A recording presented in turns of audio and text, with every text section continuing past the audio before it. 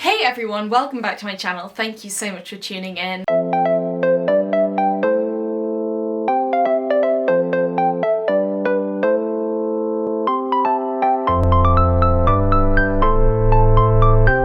This week I wanted to do a little roundup of 2020 and also show some goals that I've got for 2021 to do with running and anything else as well. If this location is not where you're expecting to see me, that is because I'm trying to film some vlogs early so that I can get a little bit of time off over Christmas and New Year, and so that my editor can also have a bit of a rest as well, so that I'm not trying to film a whole load of stuff when I should be having family time, or this year probably just home time, alone time by myself. So obviously this year wasn't the year that we were all expecting, but I think that doesn't mean that we can't get a whole load of positives out of it as well. So I just wanted to share a couple of mine, and I do this every year, either here on my YouTube channel or on my blog, or actually just in a diary somewhere, because I think it's important to look back at everything you've done. It's a great way of feeling accomplished, and also if you are feeling like you actually feel like you haven't got very much done, then actually looking back over what you have done can make you remember that actually there has been a huge amount that you've done, and that just because you can't remember all at once, it doesn't mean that it wasn't important or good,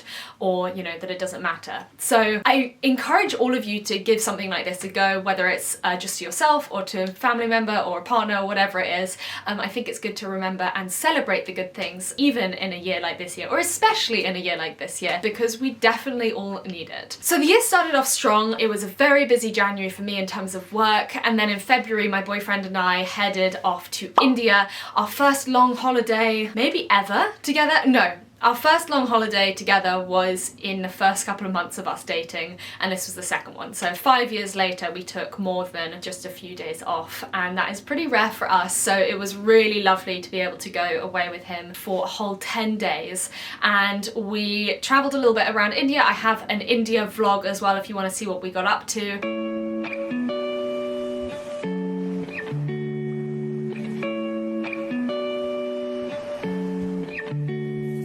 We went to 2 separate places, and I'd love to go back and explore a little bit more, but I feel super lucky that we got that in earlier this year before everything went up in smoke. And it was really nice to get away, and I felt kind of very refreshed from that, which meant that when we eventually went into lockdown in March, I was feeling kind of fairly relaxed and refreshed while everything was happening and also going a little bit crazy. That was at the very beginning of February. We left on the 1st of February to go to India, got back on the 11th, I think, and then everything went a bit crazy come March. So I came to Dorset at the very beginning of March, a couple of weeks before lockdown, or just over a week before lockdown, here in Dorset, which is where I am quarantining. It's obviously a beautiful part of the world, and I swear, like, I could take a different route every single day for several years and never go on the same route twice. Then I was planning on spending maybe 2 weeks here, wait for everything to blow over, then go back to London, and of course 8 months later I'm still here. So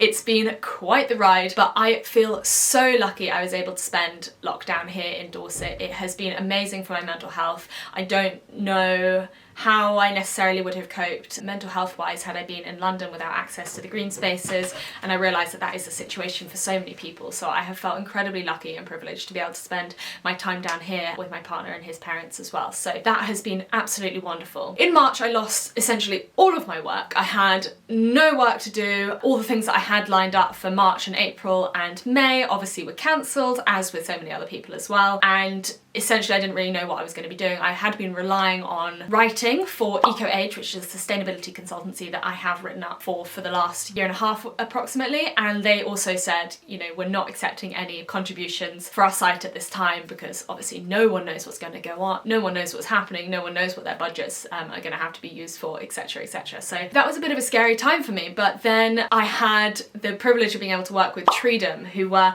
one of the first brands who approached me to basically say, look, I'd love to support you over this time, would you like to partner? And Tribe are one of my favourite brands. But essentially what it is you buy a tree, you can get loads of different ones. You can get like cocoa, you can get oranges, you can get lemons, you can get mangoes, so many different things, and you plant them somewhere else in the world, or someone else plants them for you, and they get a little geotag, so that is your tree, except the tree goes to support smallholder farmers and it feeds them or provides an extra income source. So not only is it sequestering carbon and obviously obviously therefore very eco-friendly, but also it helps smallholder farmers and little communities as well around the world. So when they approached me, I felt so lucky, and that was sort of the start of work picking back up again, and that was back in March or April time, and that made me feel incredibly positive and like that there was kind of going to be a future this year and that I was actually going to earn a little bit of money. So back in March and April, a lot of you runners might have seen the Run for Heroes 555, so Run 5, Donate 5, Nominate 5 challenge,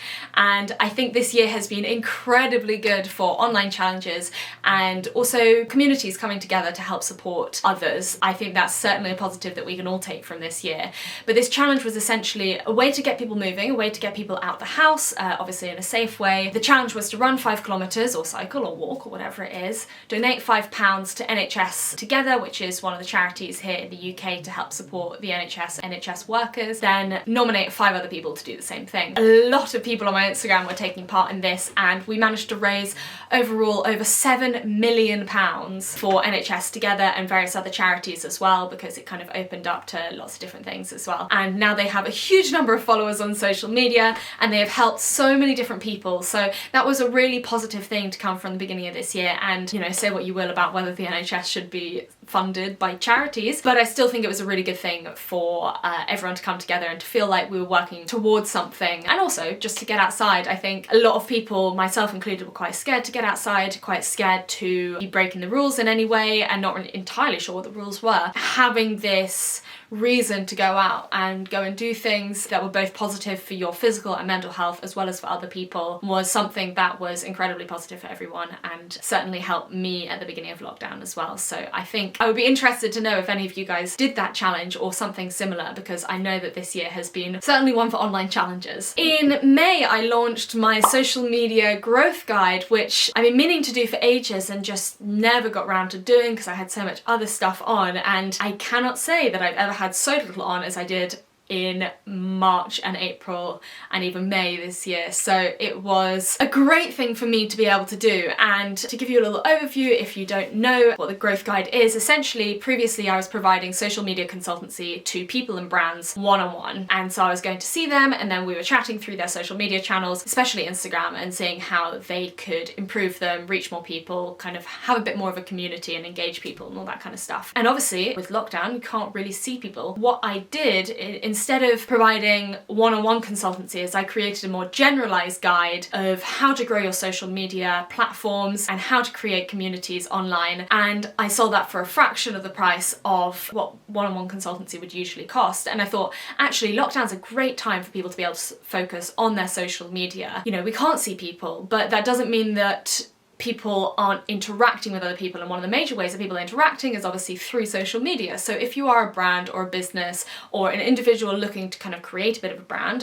I would kind of consider myself in that category, or a charity or whatever, your social media presence is so important, and more so than ever when you can't actually see people face to face. And that sold so well back in May, and that made me so happy as well, and I know it helped a lot of people. And I sent that out to some charities as well to help their social media, obviously for free, because I think it's actually so important for people to have access to help around social media. I think definitely a lot of charities don't necessarily have the funding to be able to focus on things like social media, but it's so important for engaging younger people, and so that was such a success for me, and I'm going to link that down below. So if you are interested in buying it, I will put a discount code down there as well so that everyone can get it 20% off as well if you are interested. The whole of the summer was wonderful for me. I kind of just spent it running around here. I didn't necessarily get a huge amount of work done, but to be fair, there wasn't a huge amount of work to do, so rather than panicking overly about it, I just tried to appreciate the outdoors here in Dorset. It's not where I would have chosen to spend the whole of my summer, but since there wasn't anywhere else to be, actually I just thoroughly enjoyed my time here. It has been so wonderful.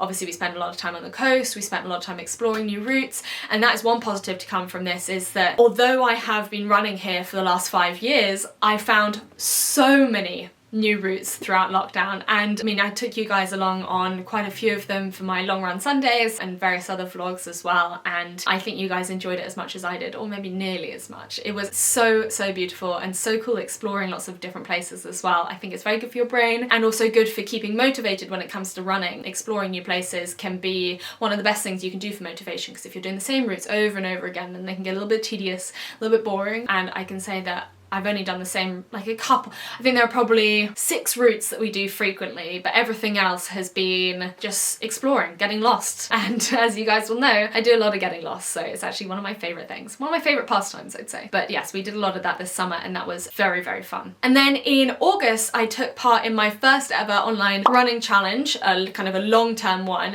which was Ultra X Month of Miles and UTMB Elevation Challenge. UTMB for the planet, so that was for donations to WWF France. I've done some vlogs about them back in August as well, so you can get a little bit more information about that by looking back at those vlogs. But essentially what it did was encourage me to kind of pick up my mileage rather than just kind of exploring and diddling about, doing really nothing, having fun, but obviously not really progressing in my running at all. And just to give you a little bit of a oversight of what I was supposed to do this year, in March I was supposed to do the London Landmarks Half Marathon. In April I was supposed to do the Brighton 10k. May I was supposed to do the Jurassic Coast Marathon. In June I was supposed to do Quest Wales, which is an adventure race, about 54 kilometers or something of running, cycling and kayaking. And then in July I was supposed to do Race to the Tower, 84 kilometers, my first ever ultramarathon. And of course all of those just got cancelled. And anyone who had loads of races planned for the summer will know, obviously everything got cancelled. So all our plans, all the things we've been working towards got cancelled. I don't think the training was wasted. I definitely don't think the training was wasted. But for me, I hadn't really started that much training for any of the longer distances. I'd only done my half marathon training and my 10k training, and so I ended up doing those races in time trials. And obviously back in March and April I got personal best for both of them. Easy to get personal best half marathon because I'd never actually done one before, but I got a personal best 10k.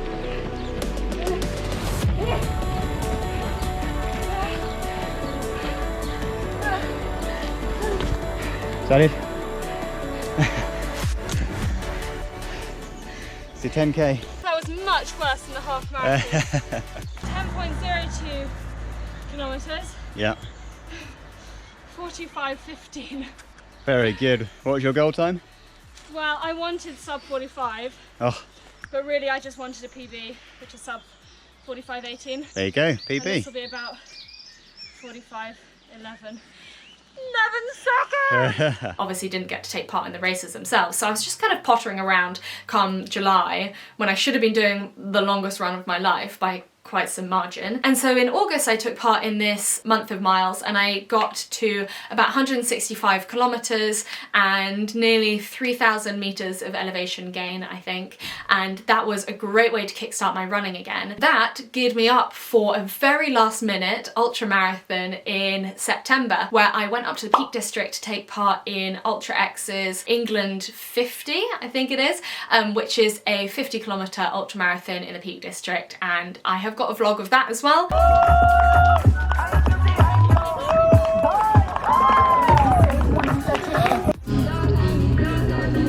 I made it. Woo!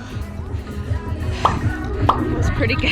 And that was certainly a highlight of this year because I hadn't trained specifically for it. I was asked to do it about 2 weeks in advance. I think my month of miles certainly helped with it, and all the hills around here, all the trail running that I'd been doing just for fun up to that point. And that was my first ever ultramarathon, just over a year after my first marathon, and I absolutely adored the experience. Like, it was such an amazing experience. I really thoroughly recommend it to anyone who hasn't given it a go yet. But I did that 50 kilometers, and then a month later in October signed up for my second ever ultramarathon. It wasn't supposed to be an ultramarathon, it was supposed to be 44 kilometers, so more than a marathon, less than a kind of official ultra, but ended up being 48 kilometers, which I'm blooming well gonna count as an ultramarathon because it's so near 50 kilometers, and I think still counts. Either way, it's 48 kilometers. Very hilly running along the Jurassic coastline. That was with Maverick, who hosts some amazing trail races, so if you are looking for races for next year, I would thoroughly recommend recommend both checking out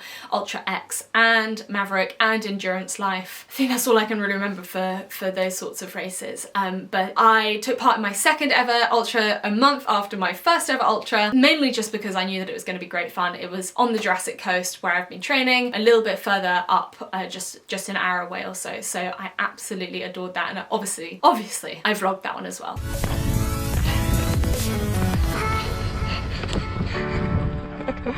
Look at that!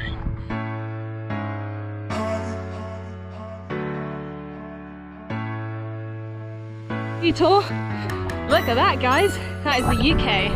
Not bad. And that sort of takes us up to now, and now we've bought a house. So I think that is a pretty strong way of rounding off the year. It has been a strange one for sure, but I think there are certainly positives to take from it. And I'm not even going to bother thinking about all the things that didn't happen this year, because although that was incredibly disappointing for me and for everyone else as well who lost work or anything else this year, it's not worth dwelling on, I think, because there were also a lot of positives and there's nothing we can do about it. Much better to just think of the positives. In terms of 2021 goals, I haven't really got that many goals when it comes to running. Obviously, we don't know what races are going to be around next year. We don't know what things might be cancelled. We don't know what things will still be happening. But I do have one race that I'm desperate to do, and that is later next year, which is the Tribe RFL 4. And anyone who has been following me for a while or watching my vlogs recently will know that I did the Tribe RFL 3, or at least part of it, in the Azores, and it was possibly the best week of my life, certainly one of them. And they're hosting their 4th Run for Love to raise money for Tribe Freedom Foundation, which basically helps people in modern day slavery. It helps get them out of that and rehabilitate them into everyday life, and it's also the most incredible running experience ever. It is a week long, around 260 kilometers I think, and will be obviously by far the biggest running experience I've ever done, like a huge margin. But I have set that in my diary for autumn next year, and fingers crossed it will be going ahead, because that is really the only thing that I really desperately want to do next year. Other than that, I would like to do an official half marathon. I still have never raced a half marathon officially, only having done my time trial and training for my Tokyo Marathon, which was again just time trials by myself. I'm pretty pleased with the time that I got this year, which was I think 1 hour 42 minutes. Again, that was by myself, that was fairly hilly, that was just with my boyfriend on the bike next to me filming. You collapsed on a fantastically ironic sign. That was anything but slow. How are you feeling? Oh, I'm so exhausted. What's your total time? I don't want to look. Go on.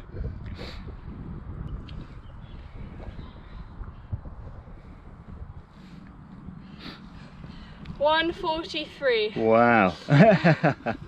Absolutely smashed it. Oh, I'm so happy. I would love to do a race on the flat, on the road, with lots of other people and try and get a better time at some point. But I don't know if that'll be next year. In fact, I think my half marathon training is the only thing that actually stops me getting slower and slower and slower and slower, because as I do longer distances, I'm just like, oh, pace doesn't really matter. Which of course it doesn't really matter, but at some point I do want to go faster. I really enjoy running fast, so I think it would be a bit of a waste to not ever do that again. So I really hope to be able to do a half marathon at some point, but we'll see what goes on, because as I said, my priority is Tribe RFL 4, and I don't know how concurrent you can do the training for a half marathon and 260 kilometer trail ultra. Not really sure. Other than that, I am hoping to be able to do a bit of an explore somewhere. I will have some more information on this other than an explore somewhere, but essentially I want to climb a mountain, do something a little bit different, another challenge that's not just running based. I think I'll probably be doing that again towards the end of next year, because I'm not booking anything for the beginning of next year because I think that's foolish. But I'm very excited to do that, and hopefully I'll be able to share some more information soon. And then everything else is not really running related, other than explore new routes in Bristol, meet new people, find more running friends, and just sort of settle into my new life in a new city, or an old city. A city where I've been before but not for a while. 3 years I think think it is since I've actually properly lived there, and that will be really fun and really exciting for me, and that will probably take a while to settle in. So I'm going to try not to like book too many different things, because actually I think moving to a new city is quite a stressful experience. So far it has been incredibly stressful, and I don't want to overwhelm myself at the beginning of next year with too many different plans. But either way, I'm very excited for moving. I hope that it all goes smoothly. Probably by the time this vlog comes out I will have already moved, so we will know by then.